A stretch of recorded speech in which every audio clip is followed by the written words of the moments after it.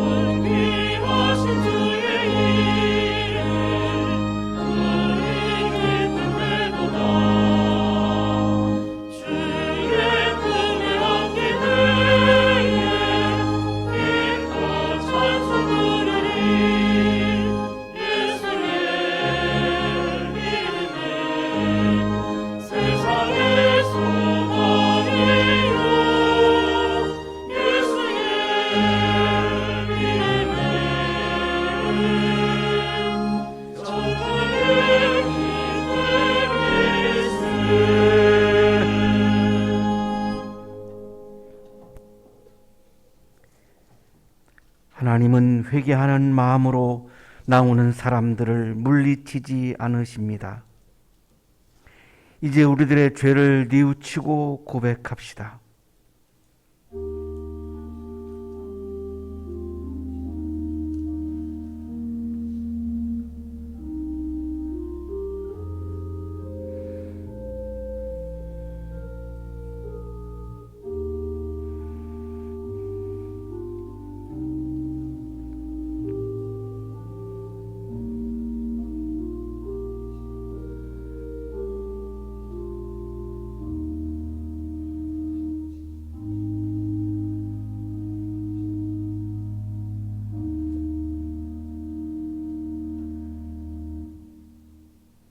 우리가 우리 죄를 자백하면 하나님은 신실하시고 의로우신 분이셔서 우리 죄를 용서하시고 모든 불의에서 우리를 깨끗하게 해 주실 것입니다.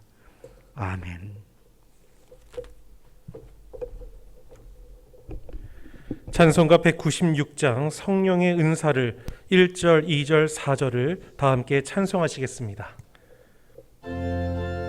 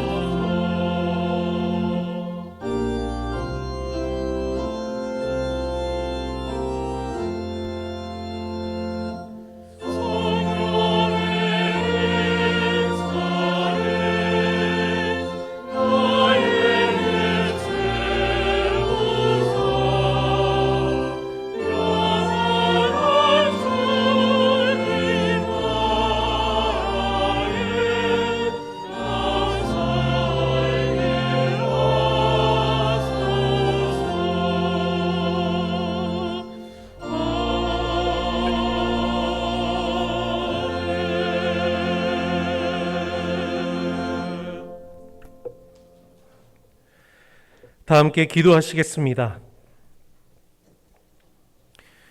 사랑이 많으신 하나님, 감사를 드립니다. 한 주간 동안 하나님의 자녀인 우리를 사랑으로 인도해 주시고 하나님의 도우심으로 험한 세상 가운데서도 믿음으로 살아가도록 지켜주시는 주님의 은혜에 감사를 드립니다.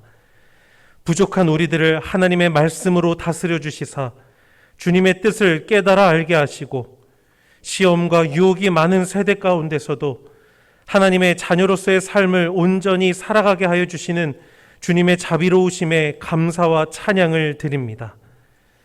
또한 우리가 모든 것을 내려놓고 하나님을 바라보며 감사의 제사를 올려드릴 수 있도록 인도하여 주신 하나님, 온 마음을 다하여 드리는 우리의 예배를 기쁘게 받아주시고 이 시간 예배를 드리는 모든 이들에게 하나님의 은총을 베풀어 주옵소서. 자비로우신 하나님, 우리들의 연약함으로 인하여 하나님을 떠난 모든 죄를 고백합니다. 성령이 함께 하시사 우리들이 살아가야 할 삶을 깨우쳐 주시고 도와주심에도 불구하고 주님의 도우심보다 나의 욕심과 탐욕이 더욱 커 나의 눈을 스스로 가리고 세상의 방법과 기준대로 살아온 때가 있었음을 고백합니다. 육신이 원하는 대로 편안함과 쾌락을 추구하여 하나님의 성전인 우리의 육신을 더럽히며 살아온 때도 있었습니다. 하나님이 창조하신 사람들은 모두가 아름다운 존재임에도 불구하고 차별과 시기, 미움과 다툼, 나보다 낮게 여기는 완악함의 삶을 살아온 때도 있었습니다. 자비로우신 주님, 우리를 불쌍히 여기시고 하나님의 형상대로 다시 회복될 수 있도록 우리를 다스려 주옵소서. 십자가의 보혈을 의지하여 하나님 앞에 나아가오니 우리의 모든 죄를 사하여 주옵소서. 하나님, 우리에게 성령을 보내주셔서 감사합니다. 성령이 우리 안에 계속 거하여 우리가 하나님과 함께 살아가는 영적인 삶을 계속 살아갈 수 있도록 주께서 복을 내려 주옵소서. 세상의 유익보다 하나님과 함께 사는 것이 가장 복된 것임을 언제나 기억하게 하시고 우리의 삶이 성령의 도우심으로 주님 안에서 얻게 되는 평강이 충만케 하여 주옵소서. 이 시간 하나님의 말씀을 듣는 귀와 주님의 역사를 볼 수 있는 믿음의 눈과 하나님 나라를 선포할 수 있는 입술과 그 나라를 확장시키는 손과 발을 허락하신 주님, 우리의 모든 성도들의 삶에서 하나님의 역사가 나타나게 하시고 우리들을 통하여 하나님의 살아계심과 주님의 나라가 임하는 것을 경험케 하여 주옵소서. 하나님께서 우리의 삶에서 나타나기를 원하시는 것은 주님 주신 기쁨과 평강임에도 아직까지 세상에는 그것을 누리지 못하고 고통 가운데 놓인 자들이 너무나도 많이 있음을 봅니다. 자신에게 임한 고난의 문제로 인하여 힘겨워하고 있는 모든 자들의 삶을 주님께서 붙들어 주시고 그들의 마음을 위로하여 주옵소서. 고난보다 그 위에 계시는 하나님을 바라볼 수 있는 믿음을 허락하시고 주님 주시는 승리를 취하고 기쁨과 평강의 삶을 회복하는 모든 이들이 되게 하여 주옵소서. 코로나 바이러스에 대한 백신이 보급되고 있는 것을 보며 이제 다시 모여 예배할 수 있는 날이 얼마 남지 않았음을 느끼게 됩니다.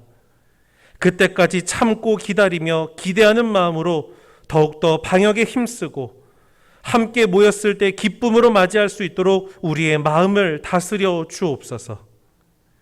이 시간 예배를 드리는 성도들과 그 가정, 이 한양대학교회와 한양동산 그리고 이 나라 이 땅에 하나님의 사랑과 은혜가 가득하게 하옵소서. 무너진 것이 다시 세워지고 약한 것이 온전케 되는 하나님의 역사가 나타나게 하옵소서. 하나님이 허락하신 모든 곳에서 하나님 나라가 임하게 하시고 주의 뜻이 이루어지며 주의 말씀이 드러나는 모든 처소가 되게 하옵소서.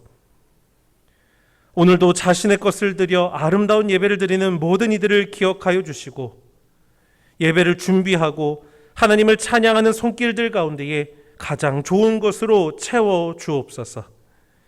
주의 종을 통하여 주시는 하나님의 말씀을 아멘으로 듣게 하시고 성령을 통한 감동과 말씀의 증거가 나타나는 우리 성도들의 삶이 되게 하여 주옵소서.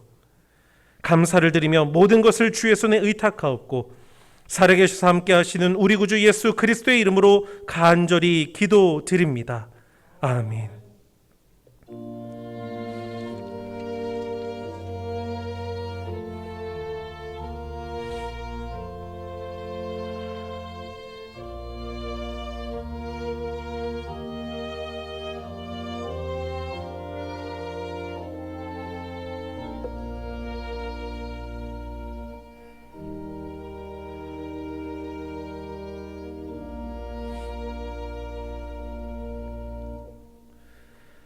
이 시간 우리에게 주시는 하나님의 말씀 로마서 8장 12절에서 17절까지의 말씀입니다.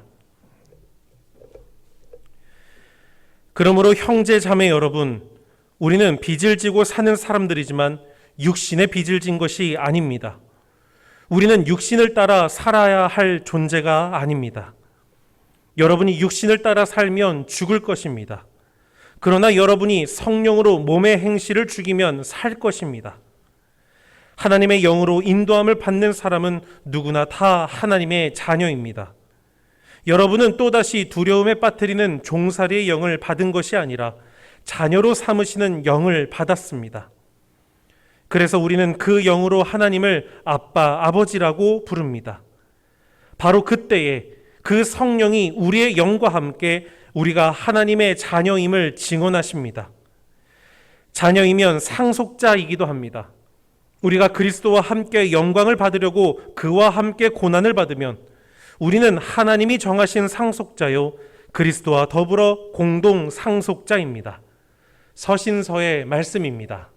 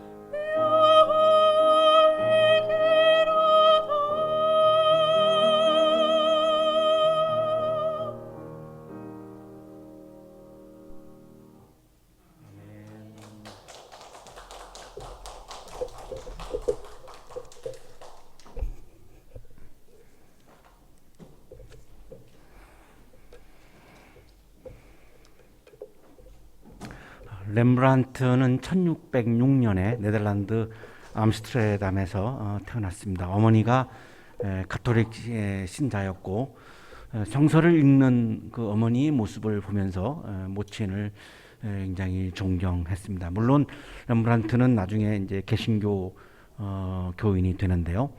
성서화를 굉장히 많이 그렸습니다. 아마 어렸을 때 성서를 읽는 어머니의 모습이 그 영향을 굉장히 많이 주었던 것으로 그렇게 예상을 하게 됩니다. 1625년 19세 때에 미술 선생님 라스트만을 만납니다.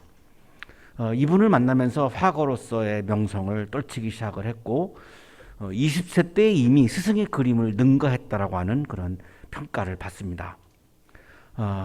좋은 선생님을 만난다라고 하는 것이 이렇게 굉장히 중요한 거죠. 그래서 많은 사람들이 천재 예술가로 그렇게 렘브란트를 극찬하고 또 존경을 했습니다.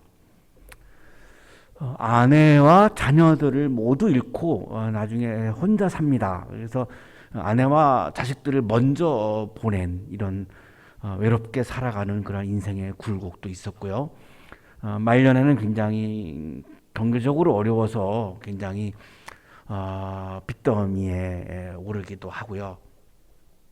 우리가 생각하는 거하고는 또 예상하지 못하는 그런 많은 삶의 아픔들을 가지고 살았습니다. 1659년 53세 때에 증거판을 깨트리는 모세라고 하는 유명한 그림을 그렸습니다. 지금 그림을 보고 계시는데요. 사실 굉장히 충격적인 거죠. 저 증거판은 하나님이 직접 손수 쓰신 말씀판, 율법판, 돌판입니다. 감히 그거를 던져서 깨트린다? 상상할 수 없는 거죠. 제가 만일에 하나님이 직접 쓰신 돌판을 가지고 있는데 그거를 내가 던져가지고 깨트렸다, 아마 저 굉장히 몰매 맞을 수밖에 없을 겁니다. 엄청난 비난을 받을 수밖에 없겠죠. 살아있기도 어려울 수도 있을 정도죠. 그런데 모세는 그 주님이 직접 손수 쓰신 유일한 그 돌판을 던져서 깨트렸고요. 그 장면을 지금 그리고 있고, 그런데 모세의 얼굴에 표정을 보면은 화가 없어요. 성서 본문에는 화가 났다라고 기록이 되어 있는데 렘브란트가 그린 모세의 표정은 화보다는 슬픔이 표현되고 있습니다. 굉장히 그 성서에 대한 이해가 깊다라고 생각이 드는데요. 고흐가 굉장히 렘브란트를 존경을 했고요. 고흐가 그런 말을 합니다. 신앙이 없이는 렘브란트의 그림을 감상할 수 없다. 그 정도로 렘브란트는 그 신앙의 깊이, 성서를 이해하는 깊이가 굉장히 깊었다. 이렇게 평을 하는데요. 이 모세가 화가 났는데 그거를 슬픔으로 표현하고 있는 것은 굉장한 성서에 대한 깊은 이해라고 인정하지 않을 수가 없습니다.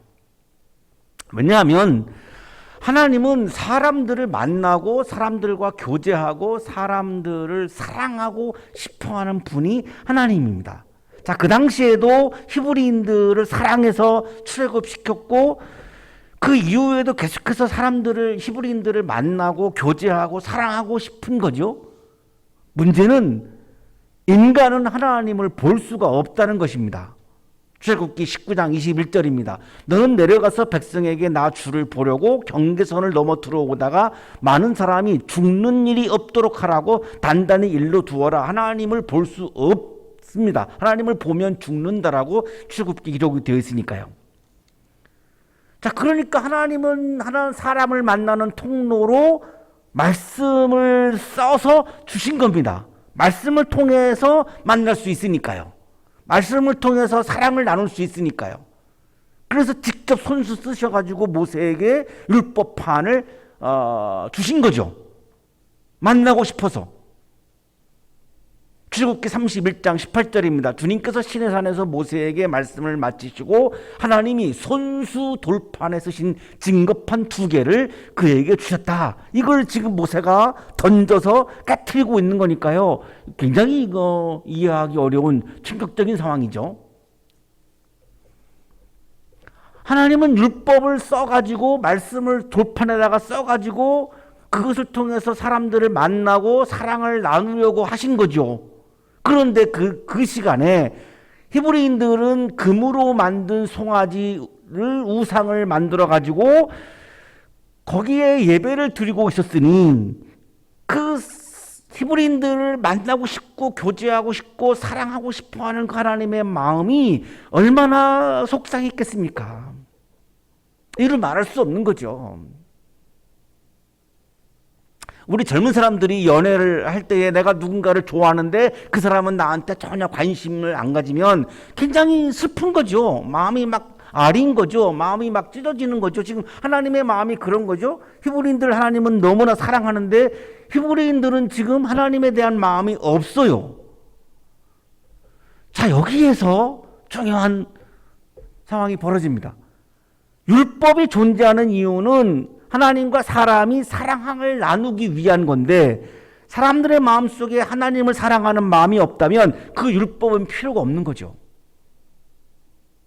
그 율법 자체가 무슨 엄청난 의미가 있는 게 아니죠. 사랑을 나누기 위한 건데 율법이 사랑하는 마음이 없다면 율법은 존재할 이유가 없는 거죠. 그래서 모세는 율법판을 던진 겁니다. 정확한 이해죠. 그때 하나님의 마음이 화가 났을까요? 화가 나기보다는 슬프셨겠죠. 그 하나님의 마음을 굉장히 정확하게 렘브란트는 표현하고 있는 거죠.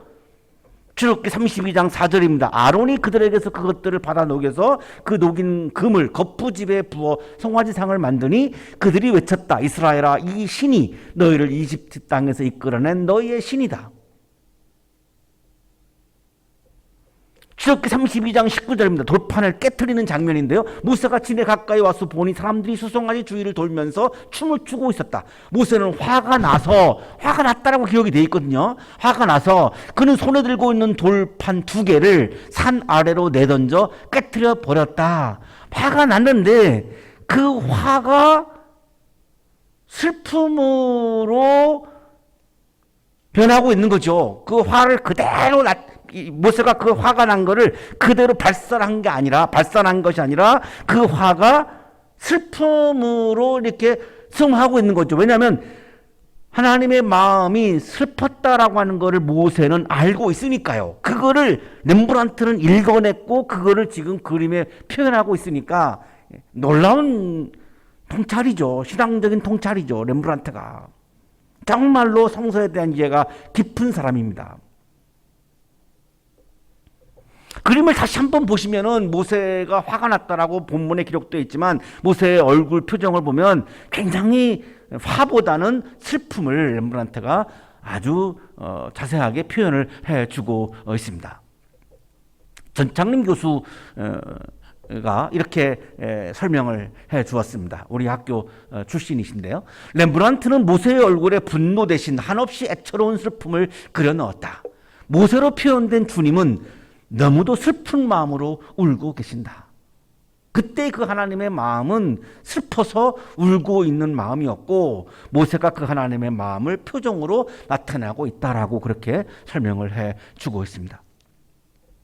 율법이 존재하는 이유는 말씀이 존재하는 이유는 하나님과 인간이 사랑을 나누기 위한 것인데 사람들의 마음에 하나님을 사랑하는 마음이 없다면 율법은 아무 소용이 없는 거죠.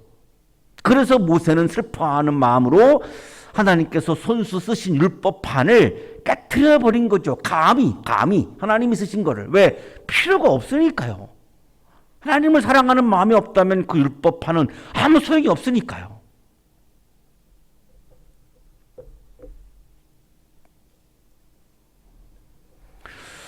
조금 이해를 돕기 위해서요. 오늘 제가 지금 하고 있는 설교가 하나님을 사랑하는 마음이 없는 설교라면 이 설교는 할 필요가 없는 거죠.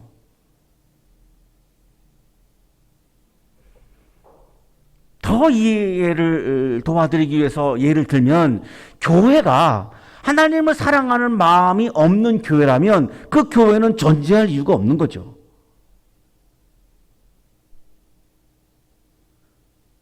하나님을 사랑하기 위해서 교회가 존재하는 건데 하나님을 사랑하는 마음이 교회에 없다. 그러면 그 교회는 존재 이유가 없는 거잖아요. 설교가 하나님의 사랑, 우리와 하나님의 사랑을 깊게 하기 위한 게 설교인데 설교하는 제가 하나님을 사랑하는 마음이 전혀 없이 나를 드러내기 위해서 설교하고 있다면 그 설교는 할 필요가 없는 거죠. 똑같은 겁니다. 지금 모세의 마음도 율법은 하나님과 히브리인들이 사랑을 나누기 위한 건데 히브리인들의 마음속에 사랑하는 마음이 없다면 그 율법은 필요가 없는 거죠. 그래서 깨트리고 있는 거죠. 자, 오늘의 성서 일과에서 우리가 읽어내기 어려운 부분이 이거여서 굉장히 좀 길게 말씀을 드렸는데요. 육신을 따라 사는 것과 성령을 따라 사는 것을 이렇게 나누고 있고 육신을 따라 산다는 개념이 뭐냐? 이게 굉장히 읽기가 어렵습니다. 육신을 따라 산다라고 하는 게 뭐냐? 지금까지 제가 말씀드렸던 설교를 하는 거는 무조건 성령을 따르는 거냐? 아니라는 거죠. 하나님을 사랑하는 마음이 없이 내가 설교를 하고 있다면 그거는 육신을 따르는 거라는 거죠. 왜? 나를 드러내려고 하는 거니까. 무엇을 하고 있느냐에 따라서 성령을 따르는 것이냐 육신을 따르는 것이냐 나누어지는 것이 아니라 그것을 하고 있는 동기에 따라서 육신을 따르는 거냐 성령을 따르는 거냐로 구분해야 한다는 겁니다. 모든 교회는 다 성령을 따르는 교회일까요? 아니라는 거죠. 그 교회가 하나님을 사랑하는 마음이 없이 교회 자체의 이익만을 위해서 존재한다면 그 교회는 성령을 따르는 것이 아니라 육신을 따르는 것이다. 이렇게 지금 말씀하고 있는 겁니다. 오늘 성서 일과에서 하나님을 사랑하는 마음이 없이 율법을 잘 지키는 것을 내가 막 내세우면서 우월감을 갖는다면 그것은 과연 성령을 따라 사는 삶이 아니라 육신을 따라서 사는 삶이다라고 강조하고 있는 겁니다. 제가 예를 들어서 제가 율법을 너무나 완벽하게 잘 지켜요. 근데 율법을 다 완벽하게 지키고 나니까 봐, 너희들은 못 지켰지, 나는 잘 지켰잖아. 그러니까 내가 너희들보다 우월하지. 이렇게 나를 드러내기 위해서 율법을 지켰다면 그것은 성령을 따르는 것이 아니라 육신을 따르는 거다. 이거를 강조하고 있는 것이 오늘의 본문 성서일과의 말씀이에요. 만만치 않죠. 간단치 않습니다. 굉장히 어렵습니다. 복잡합니다. 자, 로마서는 언제 기록되었냐면은 바울이 3차에 거쳐서 선교 여행을 합니다. 3차 선교 여행이 안디옥을 떠나서 에베소로 가죠. 지금의 터키입니다. 그리고 이제 드로아로 가죠. 여기도 지금의 터키입니다. 드로아에서 말마라 해협을 건너서 이제 유럽 대륙으로 넘어갑니다. 거기가 마케도니아입니다. 마케도니아에서 아래로 쭉 내려오면 이제 그리스가 나옵니다. 여기 그리스의 바로 위에 고린도가 위치하고 있습니다. 그래서 이 고린도에서 3개월 머물렀는데 요때에 바울이 로마서를 기록했습니다.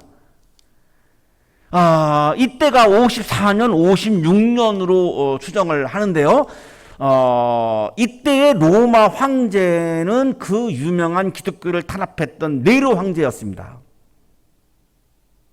그 네로 황제의 탄압을 받았고, 그리고 이 당시에 교회의 그리스도인들은 굉장히 유대인들과 헬라인들 사이에 알력이 있었습니다.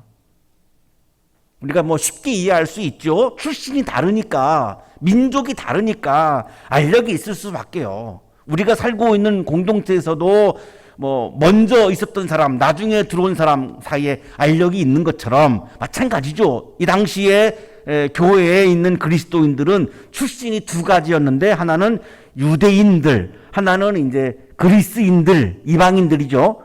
이렇게 두 출신들이 존재하니까 이 사이에 알력이 있는데 여기서 이제 우월감을 가지게 되는 것은 유대인들입니다. 그럴 수밖에 없죠. 유대인들은 아주 하나님을 믿는 오랜 전통을 가지고 있는 거고, 그리스인들은 헬라에 있는 신들을 믿고 예배하다가 지금 이제 처음으로 이제 갓 바울에 의해서 복음을 듣고 예수를 믿기 시작한 거니까 이게 뭐 비교가 안 됩니다. 그러니까 교회 안에 있는 이 유대인들이 굉장히 우월감을 가지고 있었고 이방인들을 굉장히 차별을 했습니다. 이것이 그 당시 교회의 가장 큰 문제였던 겁니다. 신학성서학자 김창락 교수의 설명입니다. 로마 교회 안에는 유대계 그리스도인과 이방계 그리스도인 사이에 긴장과 갈등이 있었다고 주장하고, 바울이 이 두 집단 사이에 생긴 문제를 해결하기 위하여 로마서를 썼다고 본다. 로마서를 기록한 동기가 바로 거기에 있던 거죠. 그러면 유대인들은 뭘 내세웠습니까? 혈통을 내세운 거죠. 유대인이라고 하는 혈통을 내세우면서 우리는 하나님을 믿는 오랜 전통을 가지고 있는 혈통이야, 유대인이야, 이거죠. 자, 이 혈통을 오늘 성서 일과에서는 육신이라고 부르는 겁니다. 육신을 따른다라고 하는 말은 이 혈통을 내세우는 이런 우월감을 갖는 거, 이거를 지금 육신을 따른다라고 말씀하고 있는 겁니다. 육신을 따른다라고 하는 말이 우리가 평소에 안 쓰는 말이어서 이해하기 어렵잖아요. 굉장히 읽어내기가 어려운데, 지금 가장 중요한 포인트가 이겁니다. 육신을 따른다라고 하는 개념이 분명해져야 성령을 따른다라고 하는 개념이 또 분명해지니까, 육신을 따른다라고 하는 말은 나의 욕망을 따른다 이런 의미가 아닙니다. 혈통을 따른다라고 하는 건데, 그 혈통은 유대인 혈통이죠. 그래서 우월감을 갖는 거죠. 우리는 율법을 잘 지켜왔어.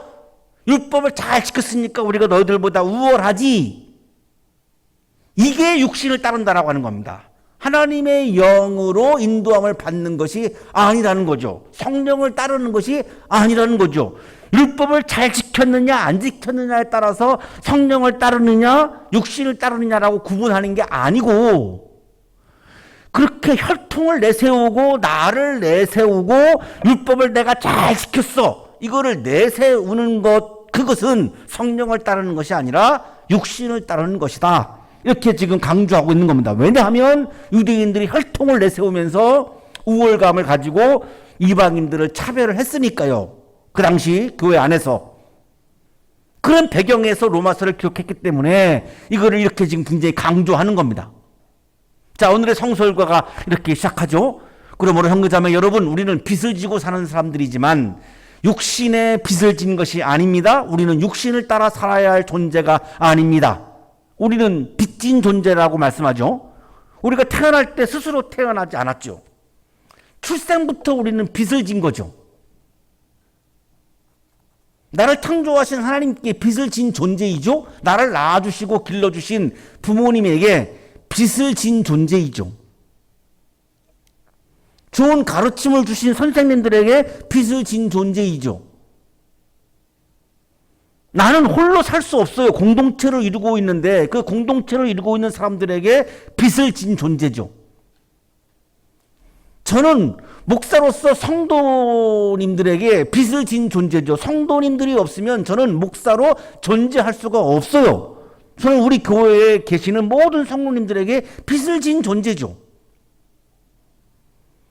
저는 예수 그리스도에게 사랑의 빚을 진 존재입니다. 예수님께서 나를 사랑하셔서, 제가 예수님께 뭐 잘해드린 것도 없는데 예수님이 나를 사랑하셔서 나에게 하나님의 나라를 선물로 주셨어요.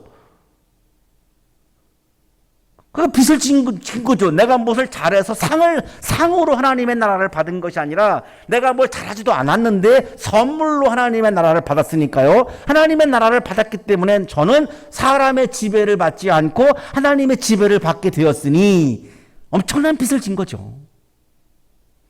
자, 그 당시에 그리스도인들은 로마 황제의 지배를 받았죠. 사람의 노예로 살았어요. 그런 사람들에게 하나님께서 주권을 가지고 하나님이 다스리시는 하나님의 나라를 선물로 주신 거죠. 예수님께서 주신 선물이 뭡니까? 하나님의 나라를 선물로 주신 거죠. 로마의 노예로 살고 있는 그리스도인들에게. 그러니까 빚을 진 거죠. 로마의 나라가 아닌 하나님의 나라는 사람의 지배를 받지 않는 하나님의 사랑과 정의가 가득한 나라이니까요. 예수님께 잘한 것도 없는 나에게, 저에게 하나님의 나라를 사랑의 선물로 주셔서 사람의 지배를 받지 않게 해주셨으니 예수님께 사랑의 빚을 진 거죠. 그러면 나는 나의 육신의 빚을 진 것이 아니라 예수님의 빚을 진 존재라면 내가 육신을 따라서 살아가는 것이 아니라 예수 그리스도를 따라서 살아가야 하는 존재라고 지금 강조하는 겁니다. 그 예수 그리스도를 따라서 살아가는 것은 지금 예수님은 내 앞에 안 계시기 때문에 예수님이 승천하시면서 우리에게 나에게 보내주신 성령을 따라서 살아가야 한다. 성령을 따라서 살아가는 것은 육신을 따라서 살아가는 거에 반대에 있는 거다. 육신을 따른다라고 하는 것은 혈통을 내세우며 나 자신을 내세우며 나를 드러내려고 하는 것, 그것이 바로 육신을 따르는 거다. 제가 저를 드러내려고 설교하고 있다면 육신을 따르는 거고, 나를 드러내려고 교회 봉사를 열심히 한다면 그거는 육신을 따르는 것이고, 나를 드러내려고 헌금을 많이 드린다면 그거는 육신을 따르는 것이고, 이거를 구분해야 한다라고 지금 강조하는 거죠. 여러분이 육신을 따라 살면 죽을 것입니다. 그러나 여러분이 성령으로 몸의 행실을 죽이면 살 것입니다. 그리스인들은 육신을 두 가지로 불렀습니다. 하나는 사르크스, 하나는 소마입니다. 사르크스는 플래시, 이 살, 생물학적인 살을 의미하고요. 소마는 바디, 영과 구별되는 몸을 의미하죠. 여기 13절에 지금 육신은 삭스입니다. 플래시예요. 여러분이 육신을 따라 살면, 여러분이 혈통을 따라 살면, 나 자신을 따라 살면, 그런 의미죠. 내가 내세우고 내가 자랑하는 나의 자아를 따라 살면, 이런 의미입니다. 그러면 죽을 것입니다. 그러나 여러분이 성령으로, 여기서 성령은 푸뉴마이고요. 몸의 행실을 죽이면, 여기 몸은 소마, 바디입니다.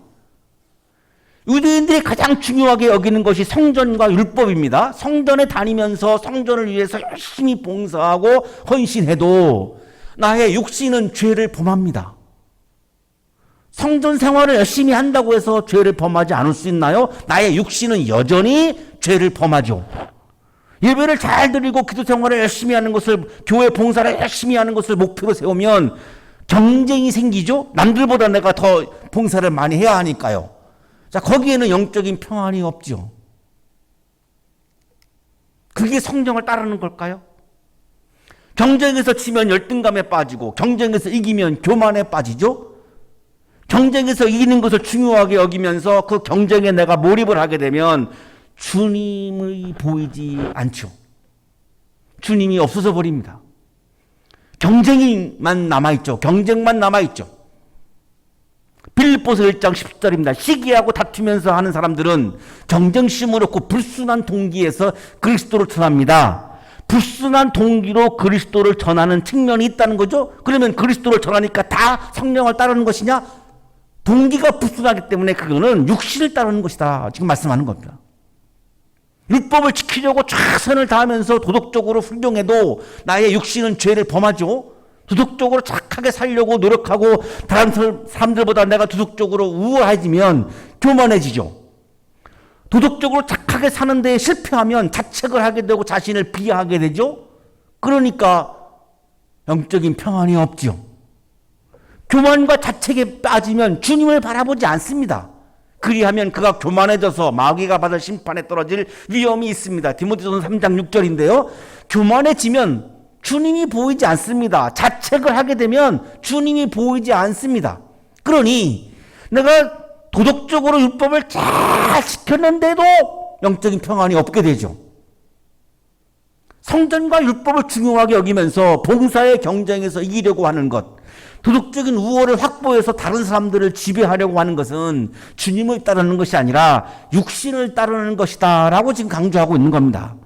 거기에는 영적인 평안이 없다는 거죠.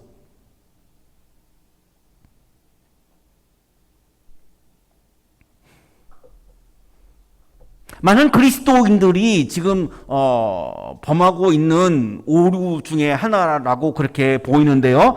교회 생활을 하면서 내가 더 다른 사람들보다 많이 봉사하고 그래서 또 직분도 부여받고 말씀을 철저히 지켜가지고 내가 어떤 도덕적인 우월의 한 지위에 내가 있어가지고 다른 사람들을 정죄하고 다른 사람들을 막 지배하고 이러는 형태들이 교회 안에 있죠. 우리 교회는 대학교여서 그런 게 없지만 일반 교회는 참 이게 너무나 많습니다. 그거는 성령을 따르는 것이 아니라 육신을 따르는 것이라고 지금 강조하고 있는 겁니다. 열심히 봉사하는 교인 컴플렉스, 착한 사람 컴플렉스, 우리 청년들은 좋은 학생 컴플렉스, 저 같은 경우는 좋은 목사 컴플렉스. 이걸 가지고 살면 성령을 따르는 것이 아니라 육신을 따르는 것이기 때문에 영적인 평안이 없다는 겁니다. 박익수 교수의 주석입니다. 육을 따른 삶은 반역과 우상숭배에 의해 영향을 받는 삶이고 또한 모든 관심은 자기 자신에게 두고 자신이 모든 가치의 중심이 된다. 그 결과 육 안에 있는 삶은 근본적으로 죄 많은 자신을 섬기는 곧 자기 숭배의 삶이다. 육신을 따르는 것은 율법과 성전을 강조했던 유대인들은 유대인이라고 하는 혈통, 유대인을 숭배하는, 유대 민족을 숭배하는 그런 오류에 빠졌다는 겁니다. 그러니 아무리 율법을 잘 지켜도 아무리 성전 생활을 열심히 해도 하나님을 만나지 못하고 성령을 만나지 못하고 영적인 평안이 없고 그러니 그 율법이 왜 필요하고 성전이 왜 필요하느냐 이거죠. 그래서 모세는 율법판을 던져버린 거죠. 성전에서 봉사를 많이 하는 자신을 내세우는 것, 율법을 잘 지키는 자신을 내세우는 것을 육신을 따르는 삶이라고 오늘 성서일과는 말씀하고 있는 거죠. 그러나 육신을 따르는 것으로 죄를 극복하지 못합니다. 죄를 극복하는 것은 나의 육신이 하는 것이 아니라 성령께서 하시는 거죠.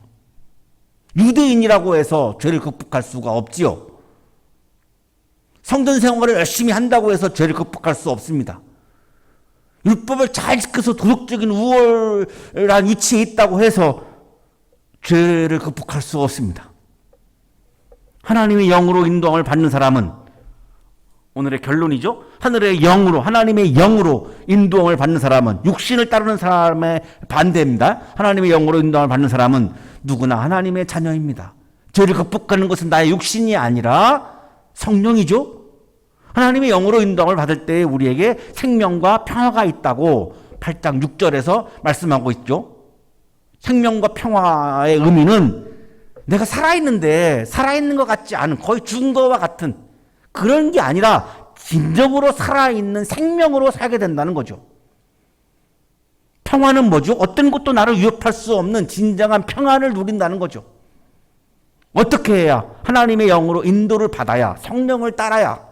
육신으로 따르면 내가 아무리 교회 생활을 열심히 하고 육신을 따르면 내가 아무리 율법을 잘 지켜도 내가 아무리 훌륭한 도덕 군자여도 생명과 평화가 없다는 겁니다. 하나님의 영으로 인도함을 받을 때 하나님의 자녀가 되죠. 저하고 저의 아내는 피가 전혀 섞이지 않은 관계입니다. 근데 가족이 됐죠. 피가 안 섞이는데 어떻게 가족이 됩니까? 사랑의 연대와 일치가 깊어져서 가족이 된 겁니다. 어떻게 우리가 하나님의 자녀가 되죠? 저 같은 사람이 어떻게 하나님의 자녀가 됩니까? 하나님의 영으로 인도함을 받아서 나의 마음에 하나님의 영, 성령이 가득해서 나의 마음에 하나님의 마음이 가득해지면 하나님과 나 사이에 사랑의 연대와 사랑의 일치가 깊어져서 가족이 되는 거죠. 부부가 가족이 되는 것처럼 하나님과 나와도 가족이 되는 거죠. 자녀가 되는 것. 하나님은 나에게 종살이의 영을 주시지 않고 나에게 자녀의 영을 주셨다 이렇게 말씀하죠. 배너라고 하는 영화가 1959년에 미국에서 개봉됐는데요. 주인공이 유다 배너죠. 예루살렘 명문가의 왕자이자 대부호입니다. 어렸을 때 친구 메셀라가 로마인이었는데 로마로 떠났고 몇 년 만에 유대 땅의 군사령관으로 돌아오죠. 메셀라가 배너에게 나를 도와라, 나에게 협력하라, 나의 적이 되든지 협력자가 되든지 하나를 선택하라 이렇게 압박을 하죠. 그러니까 배너는 내가 민족을 배신할 바에는 차라리 너의 적이 될 수밖에 없다라고 답변하죠. 새로 총독이 부임을 했고요. 그라투스 총독이 부임을 하게 되는데 배너의 집 옥상에서 기와장 하나가 떨어지죠. 총독 살해 미수 혐의로 체포를 당하고 배너는 사형수 신분으로 노예가 됩니다. 이때 티베리우스 황제로부터 마케도니아 해적을 소탕하라고 하는 명령을 해군 제독 아리우스가 받았고 그 아리우스가 지휘하는 배에서 배너가 노를 젓죠. 이 아리우스가 해적들과 전투하다가 바다에 빠집니다. 이때 배너가 건져주죠. 그리고 아리우스가 지휘하는 배가 가라앉아요. 그러니까 아리우스가 책임을 지면서 자결하려고 했고 그때 배너가 막습니다. 그런데 다른 전함들에 의해서 해적이 완전히 소탕이 되었고 황제를 아련하는 자리에서 황제가 전쟁의 승리를 기념하는 것으로 국가 소속 노예인 배너를 아리우스 개인 노예로 주인을 변경해 줍니다. 아리우스는 죽은 친아들 대신에 배너를 아들로 입양을 하고 자신의 재산을 합법적으로 상속할 권리를 배너에게 부여하죠. 배너는 아리우스의 자녀가 됩니다. 당연히 노예로부터 벗어났죠. 피가 하나도 안 섞여 있는데 어떻게 배너가 아리우스의 자녀가 됩니까? 사랑의 연대와 사랑의 일치가 깊어졌기 때문에 자녀가 되었고 자녀가 되는 순간 노예로부터 벗어났죠. 자, 당시에 그리스도인들은 로마의 노예로 살고 있었죠. 하지만 하나님의 영 성령의 인도함으로 하나님과 사랑의 연대와 일치를 통해서 노예의 영이 아니라 자녀의 영을 받아서 하나님의 자녀가 된다는 것입니다. 이게 바로 지금 종살이 영이 아니라 자녀의 영을 받았다라고 하는 의미죠. 이거를 성령께서 증언해 줍니다. 그래서 그리스도인들은 노예로 살고 있지만 로마의 노예로 살고 있지만 내 안에 성령을 가득 채워서 하나님의 마음을 가득 채워서 하나님과 내가 연대하고 하나님과 사랑의 연대와 일치가 깊어지게 되면 하나님으로부터 자녀가 되는 영을 받기 때문에 하나님의 상속자가 된다는 말씀입니다. 그 상속의 내용이 뭐죠? 하나님의 나라를 주신다는 겁니다. 그 하나님의 나라를 상속받으면 나는 더 이상 이제 로마의 노예가 아니라 로마 황제의 노예가 아니라 나는 하나님의 지배를 받게 되는 노예로부터 자유함을 얻는다는 거죠. 그 당시 로마의 황제 네로 황제가 기독교인들을 극심하게 탄압했기 때문에 지금 이 말씀은 우리에게 그렇게 와닿지 않지만 당시의 그리스도인들에게는 굉장히 와닿는 말씀인 거죠. 로마의 식민자에서 고난을 받고 있지만 로마의 그리스도인들은 하나님의 자녀요 하나님의 나라를 상속받는 하나님의 상속자라고 하는 이 말씀이 그 당시 그리스도인들에게는 엄청난 복음이었던 거죠. 나를 내세우는 육신을 따르는 마음을 내려놓고 나를 내세우는 육신을 따르는 마음을 내려놓고 나를 내세우려고 하는 교회 봉사, 나를 내세우려고 하는 예배, 나를 내세우려고 하는 설교, 이거 다 내려놓고 하나님의 영 성령을 마음에 가득 채워서 하나님과의 사랑이 깊어질 때에 하나님 나라의 생명과 평화가 가득한 삶을 살아가게 됩니다. 굉장히 힘든 시간을 살고 있는 우리 모두가 힘들지만 내 마음에 성령을 가득 채우고 하나님의 마음을 가득 채워서 하나님과의 사랑의 연대와 일치가 깊어져서 하나님의 나라를 상속받고 그래서 하나님의 나라의 기쁨이 내 마음에 가득 차올라서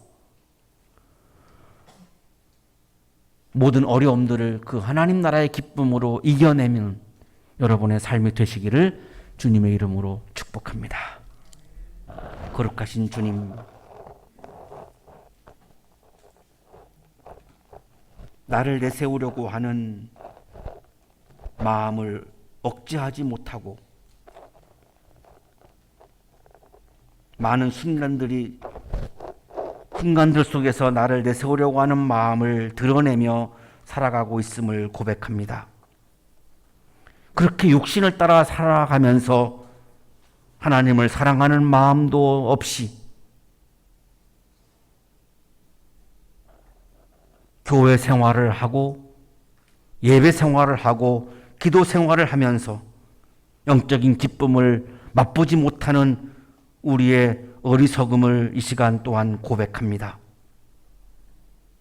주님, 우리들의 마음속에 성령을 채워주시고 우리들의 마음속에 주님의 마음을 채워주셔서 하나님과의 사랑의 연대와 일치가 깊어지게 하시고 하나님 나라의 기쁨이 우리들의 마음속에 가득 채워져서 삶 속에서 경험하는 모든 아픔과 어려움들을 그 기쁨으로 이겨내며 살아갈 수 있도록 은혜에 은혜를 더하여 주옵소서. 예수 그리스도 이름으로 기도하옵나이다. 아멘.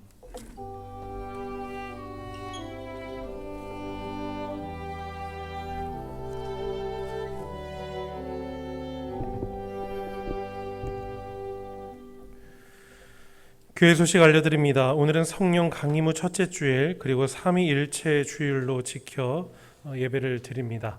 우리 다음 주일은 성령 강림 후 둘째 주일로 지켜 예배를 드리겠습니다. 다음 주 성서일과 창세기 3장 8절에서 15절까지의 말씀 제목은 내가 어디에 있느냐입니다. 우리 주중에 성서일과 말씀을 묵상하시기를 바랍니다. 우리 하나님을 사랑하는 마음으로 우리 진실한 예배를 드리시는 성도님 되시기를 바라고, 또 우리 이웃을 사랑하는 마음으로 기도에 힘쓰시는 우리 모든 성도님들 되시기를 주님의 이름으로 부탁드립니다. 우리 교우 소식 알려드립니다. 최순영 성도님, 우리 차남의 황민재 군의 결혼식이 돌아오는 토요일 6월 5일 토요일 오후 6시에 마케도 3층에서 있습니다. 우리 함께 축복해 주시기를 바랍니다. 교회 소식 여기까지입니다. 주님 앞에 예물을 드리겠습니다.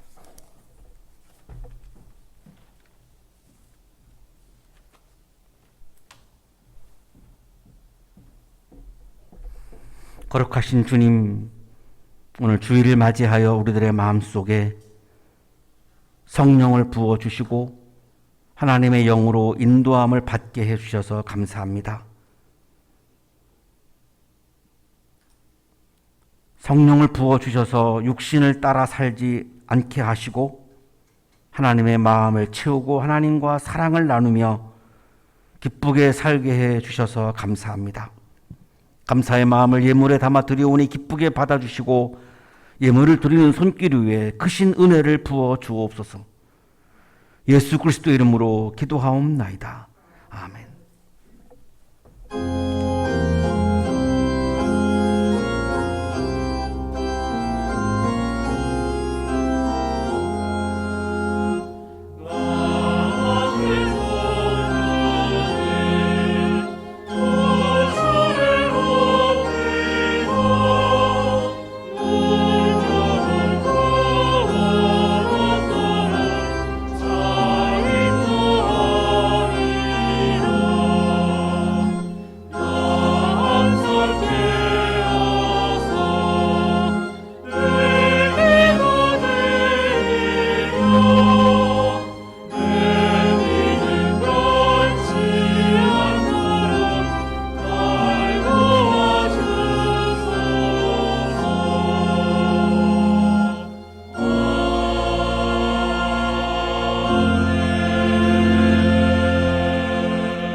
이제는 우리에게 하나밖에 없는 생명까지도 아낌없이 사랑으로 나누어 주시는 예수 그리스도의 은혜와 오늘도 우리에게 말씀을 주시는 하나님의 사랑하심과 생명의 기운을 주시는 성령의 역사하심이 우리들의 마음속에 성령을 가득 채우고 하나님의 영으로 인도함을 받아 그 길을 묵묵히 기쁜 마음으로 걸어가는 삶을 결단하고 세상을 향하여 힘차게 나아가는 우리 모든 한양 가족들의 삶 속에 지금부터 영원토록 함께 하시기를 간절히 축원하옵나이다. 아멘.